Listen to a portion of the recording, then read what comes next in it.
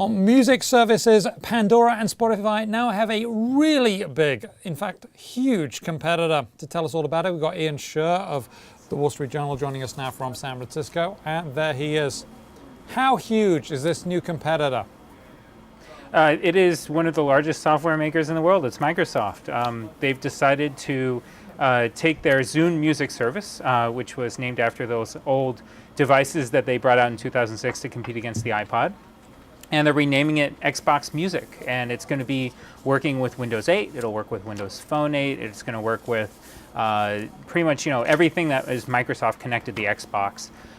So one of the things that's going to be really big about this, and one of the big changes, aside from everything they've been doing with Zune, is that they're doing ad-supported streaming, and it's free. Right now it's only working on Windows 8, which of course isn't released into the market until October 26th. But it's a toe in the water from one of the largest software makers in the world, so it's a pretty big deal. Now we just talked about Sprint and SoftBank and about how the injection of capital gives them some financial muscles there. Is this? I mean, Microsoft has financial muscle, but they haven't typically done well with sort of retail products. They've done much better with business to business. Is this going to be different? It could be. I mean, I think that Microsoft would challenge your assertion there, especially when you consider how successful the Xbox has been.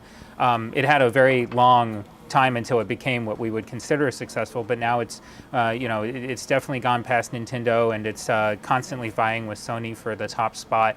And they've been doing pretty well with that brand, which is partially why they're using the Xbox brand throughout their entire product lineup now. Like I said, it's going to be Windows 8, and you're going to open up a PC, but it's going to say Xbox Music. So it says a lot of, they found a brand that doesn't say Microsoft all over it, that's somewhat successful, and they're trying to kind of run with it as much as they can. And you're right, the Xbox has done very well. I think in my mind I had that cell phone, the Kin. Why are they limiting this to Windows 8? And I mean, not everybody, it's not like it used to be when Windows used to get upgraded every 5 minutes and you really had to do it just to stay competitive. Windows from 5, 6, 7 years ago still works fine. Right, well, and here we're using 10-year-old Windows, right? I think if that young. Yeah, and so I think that part of it is that they haven't said why they're only doing it on Windows 8 and not Windows Phone 8 and the Xbox for the ad-supported streaming or the older computers. One thing they did tell me is that they're going to continue supporting the Zune service for at least a year.